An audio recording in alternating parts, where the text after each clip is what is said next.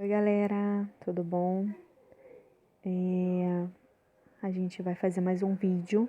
Eu decidi fazer um vídeo porque essa matéria é bem chatinha e eu prefiro deixar já mais ou menos explicado que na hora do nosso ao vivo a gente consegue explicar um pouco mais, tá? Então hoje a gente vai falar sobre colocação pronominal. O que é isso, né? Engloba pronome. E o pronome que a gente vai ter que relembrar é o pronome oblíquo átono. O que é o pronome pessoal do caso oblíquo?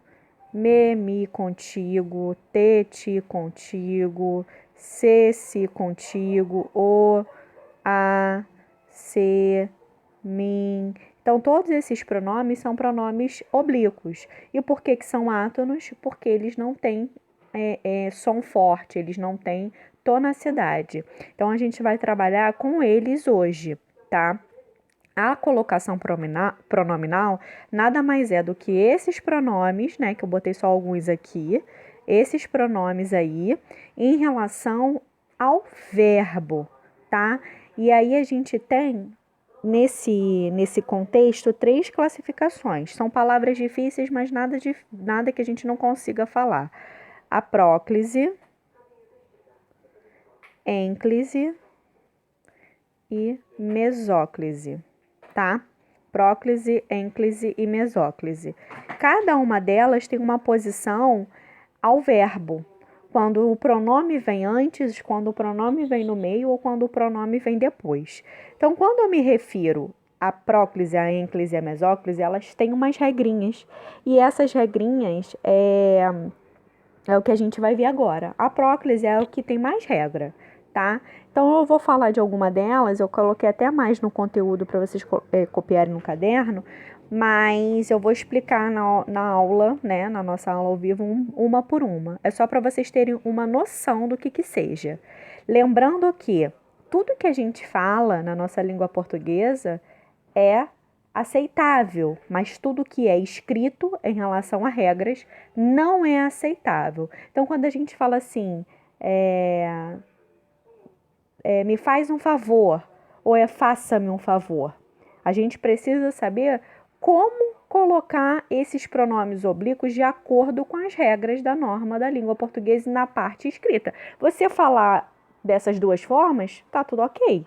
Mas você escrever é outra regrinha. Então, vamos embora.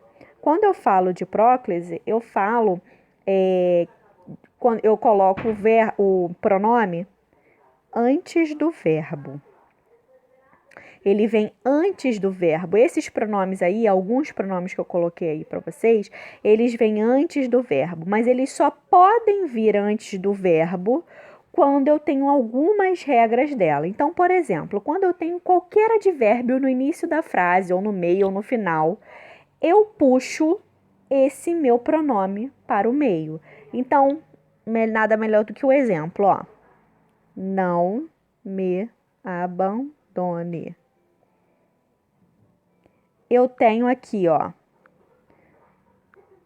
Eu tenho o verbo, né? Verbo. Eu tenho que colocar o meu pronome oblíquo. Só que ele só pode vir aqui nesse meio porque antes dele aqui tem o meu advérbio de negação. Ou qualquer outra palavra que engloba negação também, eu tenho que colocar esse meu pronome no meio. Antes, obviamente, do verbo. Vou dar outro exemplo aqui. Se eu tiver assim, ele sempre me disse a verdade.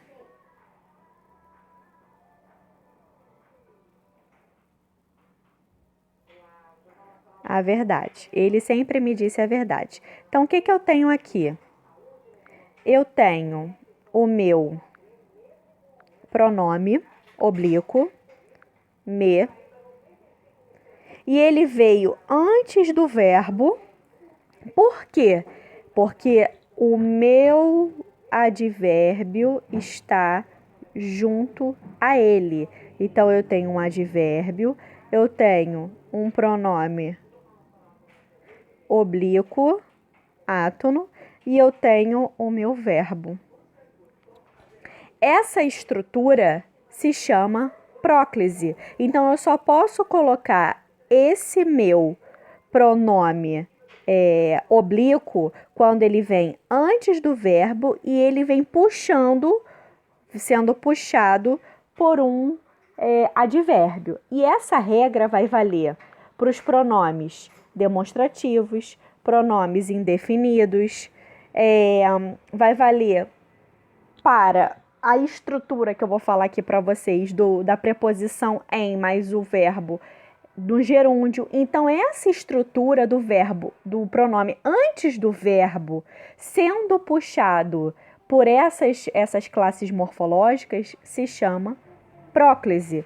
Então, quando eu tenho aqui, um pronome indefinido, vamos lá. Todos se comoveram.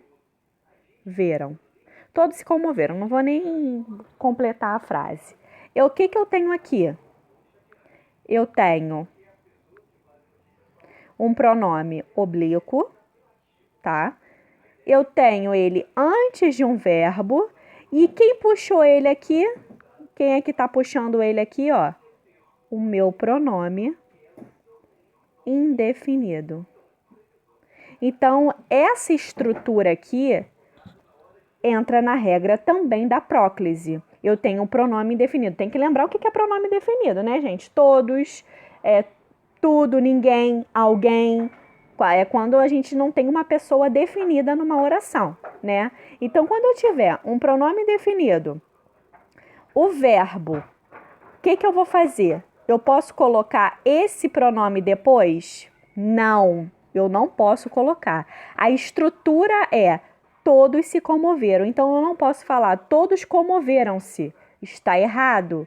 Quando eu tiver esse pronome ou tiver o advérbio, a parte negativa, o pronome relativo, o pronome demonstrativo e a outra estrutura que eu vou falar para vocês, eu tenho que colocar o meu pronome oblíquo antes e depois do pronome, ou seja, entre os dois, tá? Eu não posso falar todos comoveram-se. Da mesma maneira aqui,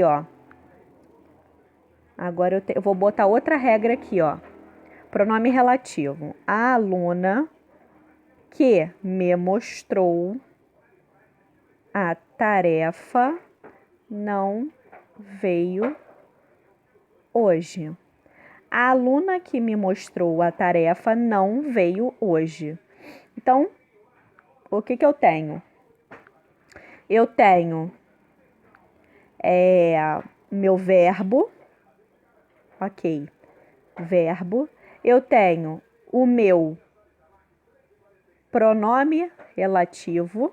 Pronome relativo é o que a gente está dando em oração subordinada, coordenada, que, né?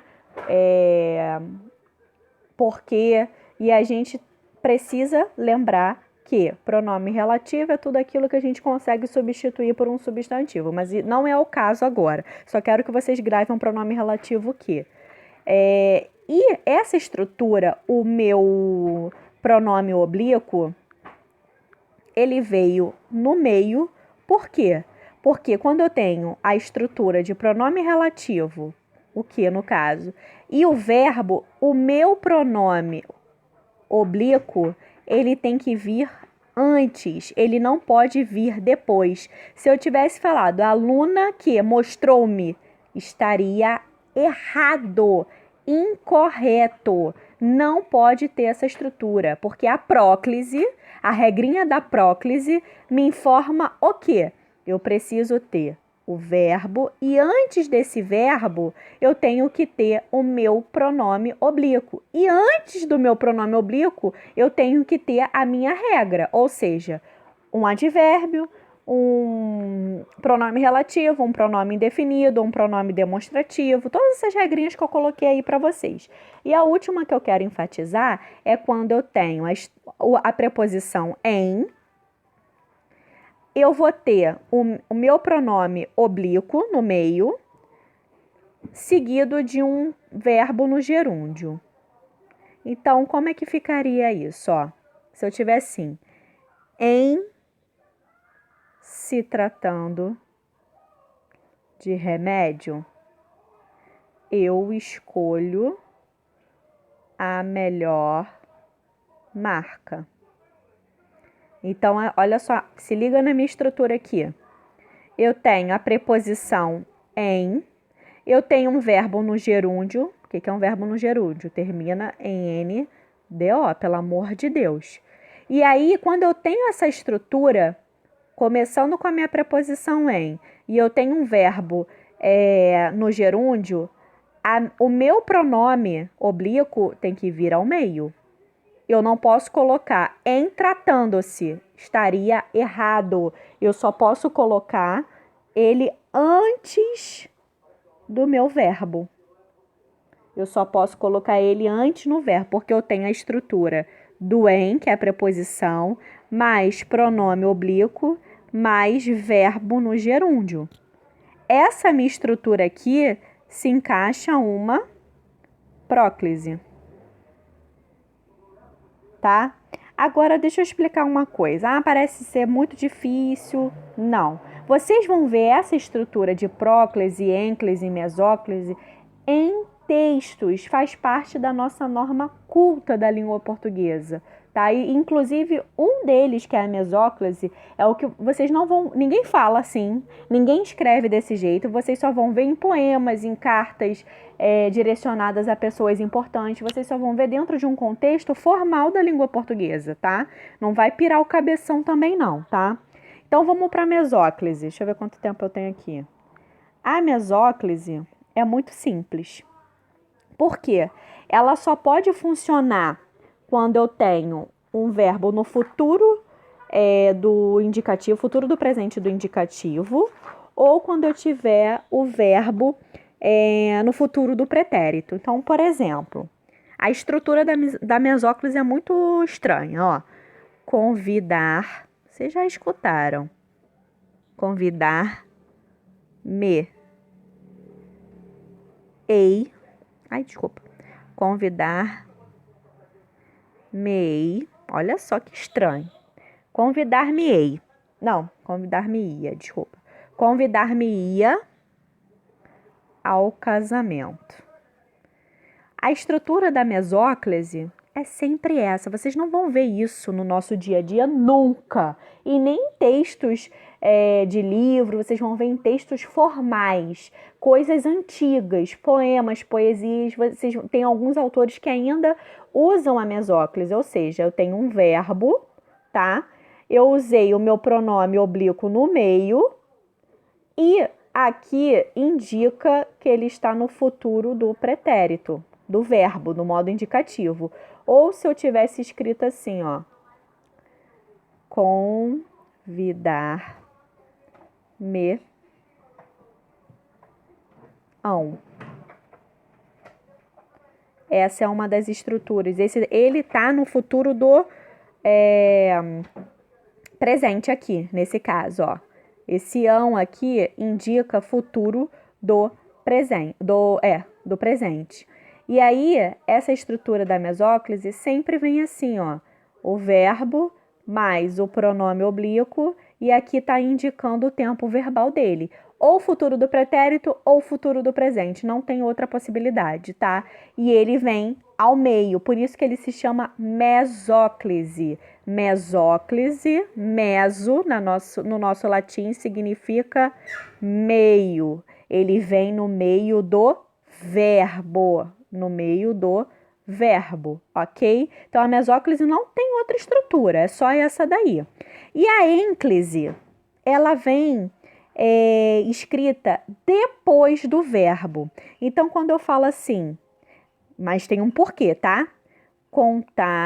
Contaram-me contaram-me sobre isso. Eu só posso colocar esse pronome aqui, ó, ele está depois do verbo, certo? Eu só posso colocar ele depois do verbo se o verbo for a primeira coisa, se não vier nada escrito antes. Aí sim a ênclise funciona. Aí sim a minha colocação pronominal funciona. Só posso colocar o meu pronome oblíquo depois do verbo se esse verbo aqui for a primeira coisa da oração, não tiver nada antes escrito. Então, eu vou dar outro exemplo aqui. Se eu tiver... Ah, professora, mas eu posso escrever, então, me contaram? Não, está errado. É o que a gente mais fala, né? Menina, me contaram, não sei o que. Está errado. Ó, avisaram-me. Tá? Avisaram-me do acontecido.